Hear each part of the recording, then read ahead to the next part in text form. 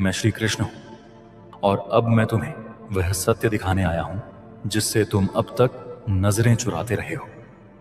तुम सोचते हो कि सब कुछ सह लेना ही शांति है, पर सच यह है कि हर बार सहने से आत्मा पर एक और घाव बन जाता है।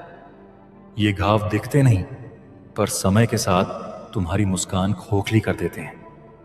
मैं चाहता हूं कि तुम यह समझो, शांति का अर्थ चुप रहना नहीं, बल्कि भीतर के सत्य के साथ खड़ा होना है। तुम अक्सर यह सोचकर रुक जाते हो कि लोग क्या कहेंगे, और इसी डर में तुम अपने ही मन की आवाज दबा देते हो। याद रखो, लोग हमेशा कुछ ना कुछ कहेंगे, चाहे तुम सही करो या गलत।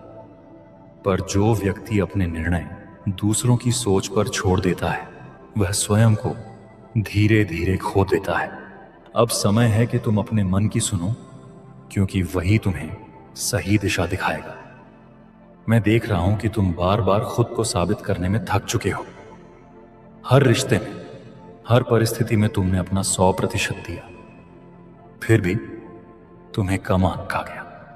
इसका अर्थ यह नहीं कि तुम कमजोर हो, बल्कि इसका अर्थ यह है कि तुमने गलत जगह अपनी शक्ति खर्च की। हर जगह अपनी ऊर्जा देना समझदारी नहीं होती।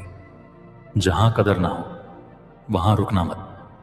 तुम्हारे जीवन में जो खालीपन है, वह किसी और के आने से नहीं भरेगा।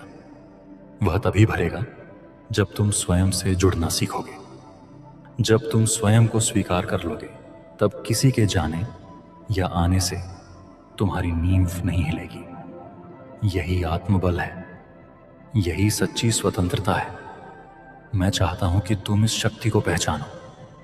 अब मैं तुम्हें यह भी बता दूं, आने वाला समय तुम्हें चुनौतियां देगा, पर वही समय तुम्हें मजबूत भी बनाएगा। यदि तुमने अभी अपनी आदतों को नहीं बदला, तो वही चुनौतियां तुम्हें तोड़ सकती हैं। पर यदि तुम जाग गए, तो वही परिस्थितियां तुम्हें ऊंचाई पर पहुंचा देंगी। चुनाव तुम्हारे हाथ में है।